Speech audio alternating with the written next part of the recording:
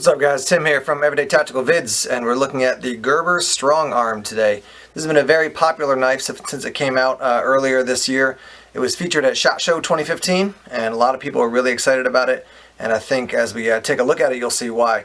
Now I will tell you a couple things as we start here. First, price range $45 up to probably $55 or $60 depending on where you purchase it. Also, you can get it with the coyote handle, you can get it with a black handle, you can get it with a fine edge, or you can get it with a partially serrated edge. So a couple options right there as we start off. You do get the knife. It comes in your standard clamshell kind of packing, and then you get some instructions here, which they have directions and information about how to use the holster or the sheath and how to attach it to your gear.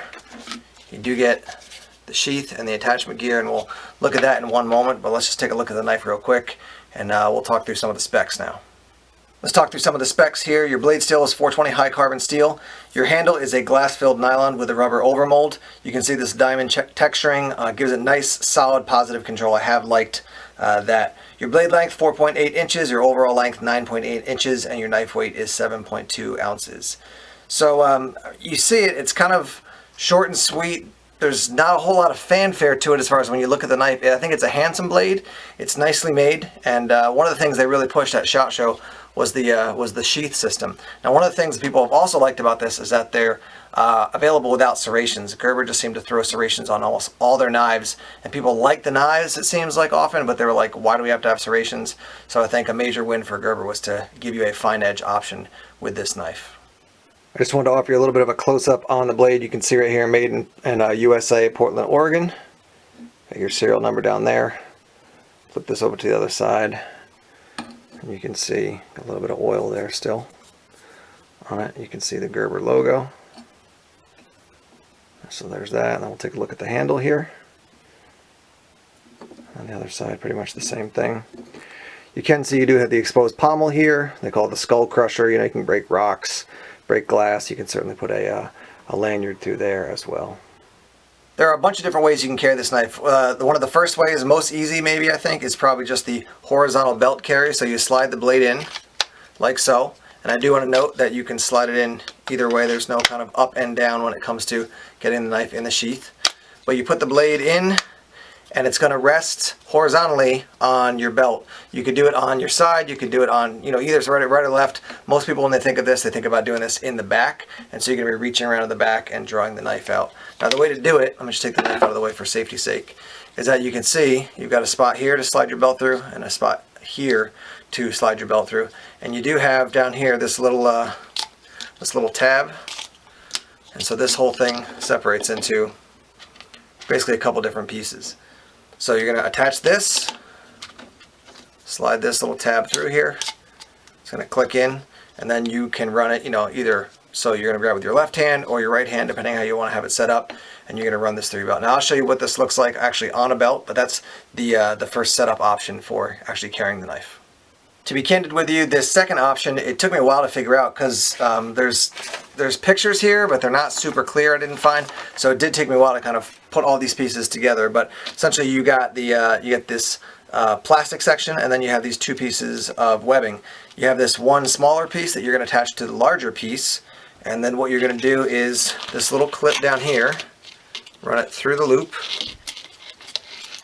and then clip it on like so. Alright, so now it looks like this. You're going to put the knife in, put this around the handle, make sure it's nice and secure, and then this section right here is going to snap together like so, and now you can see basically, get that totally snapped, yeah.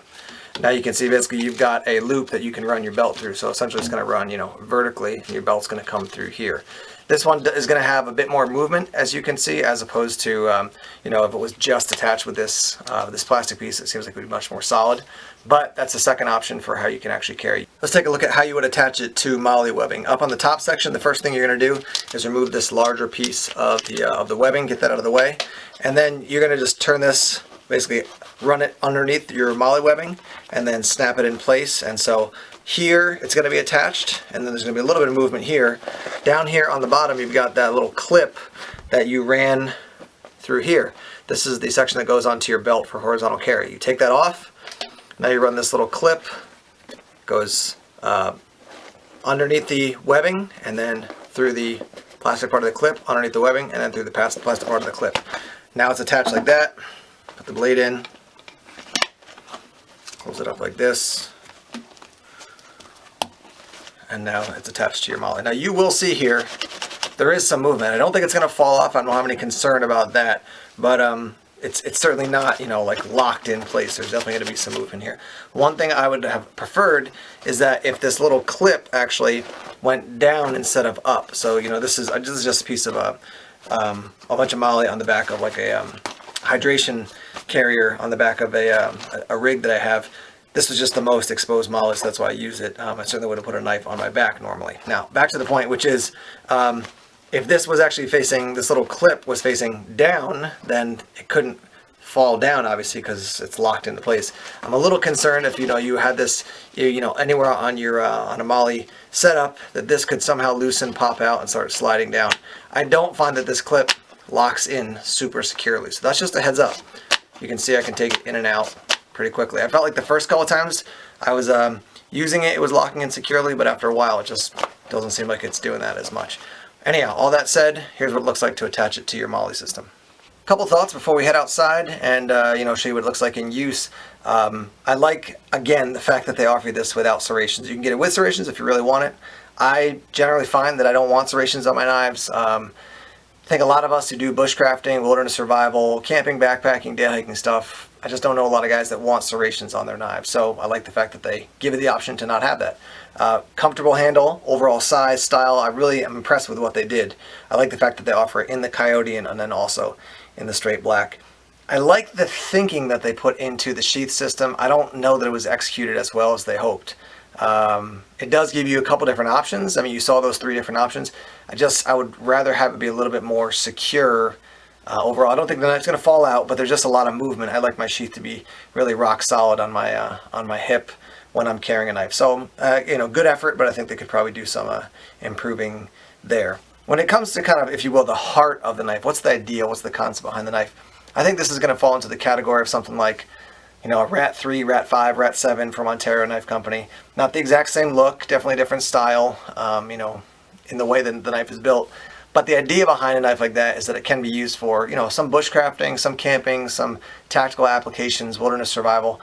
But this is definitely not built to be like a straight up bushcraft knife. It's not, that's not what it's for. You're not going to sit around kind of whittling and camp for hours with this thing. It's not designed for that. It's kind of a general purpose outdoor knife with the ability to certainly use in tactical applications, military and law enforcement, and situations like that. So that being said, let's get outside and show you what it looks like in use.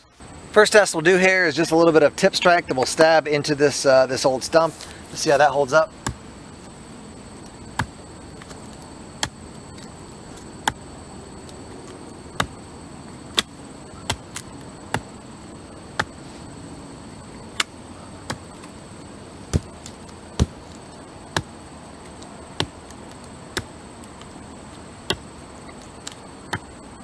So no issues whatsoever as far as, you know, any bends or anything in the blade tip. I will tell you that it's a little bit hard to see on the camera, but you are starting to lose a little bit of the black coating already just from, you know, those stab tests right there. But definitely showing itself to be strong as far as the initial use right there with some of those stab tests. While this knife is definitely not built to be a chopper, I'm going to choke back here on the handle a little bit. We'll do some chopping on the stump just to see how that works.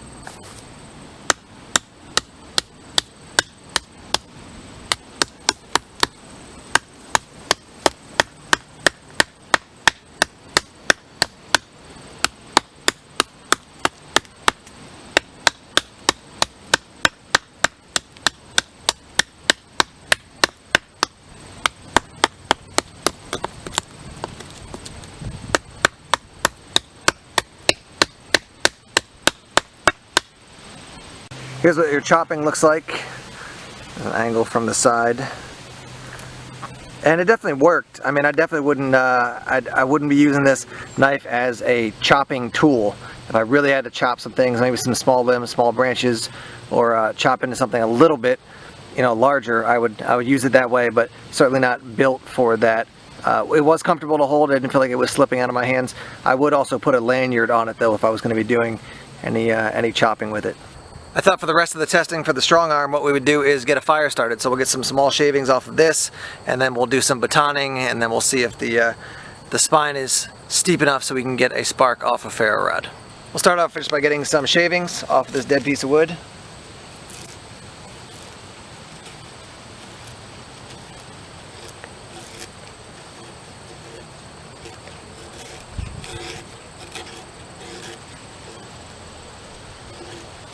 I'm doing this with no gloves purposefully, just to see what it's like as far as if there are any locations on the handle that might give you hot spots. At this point it feels quite comfortable. I feel like the palm swell is just about right, not too huge, but does add something as far as comfort and also grip and control. So overall I would say, as far as this, doing some of these shavings, some of this finer, maybe even more detail work in general, does feel comfortable. After getting those shavings and crushing them up a little bit, this is what that looks like. And while I don't promote batoning a ton, a lot of people want to see it, so we'll do that here with the Gerber Strong Arm. Just some downed wood that I found, so nice and dry. Should be easy enough to go through.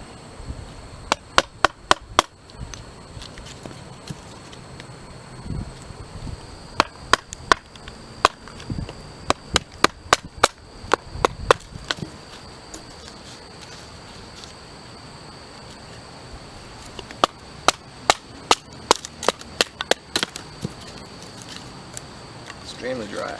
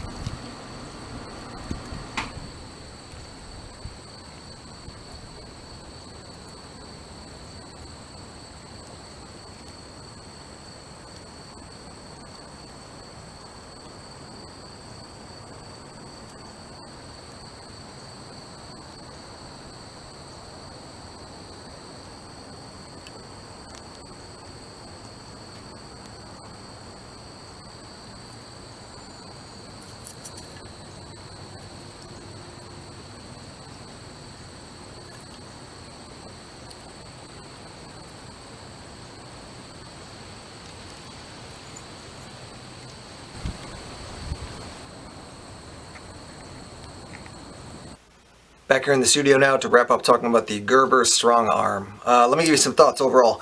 First, you can see there's a little bit of wear on the blade here and then up here. Not a ton, but just a heads up that might be wearing off as you use it more aggressively. On the other people who've reviewed this knife, as I've looked at the knives, I haven't seen a terrible wear, but certainly you're going to have some wear on that black. Again, the sheath system, I think great in concept. There could be a little improvement in execution. Overall, ergo is very comfortable to hold. I just was very impressed with just the texture here and also how it fell into my hand. I will say that this is going to be for someone with maybe medium to large hands. If you have large to extra large hands, I think this is probably going to be a little bit small for you. I had a buddy actually holding it, and he said it feels a little small to me, and I would say his hands were kind of that enlarged to extra large category. Now, I struggle a little bit with this because a lot of people are so psyched about this knife. I would say it's a good knife. Is it a great knife? No, I don't think so, honestly. I think it's very good for where Gerber's going. And it's the fact that they offered it without serrations, which they haven't done for a lot of their blades. But I've used other Gerber blades. I've actually liked some other ones that they put out more than this one. Now that said, I think this is a good kind of generalist blade. So if you want something for, you do some bushcraft, you do some camping, you do maybe some wilderness survival training, you're doing day hiking, backpacking, this could be a good knife that'll fit into a lot of those different categories. This is not going to fall into just one of those categories, at least I think, really well. I'd pick other ones, even some other ones by Gerber, if I wanted like a straight up bushcrafting or a straight up tactical knife.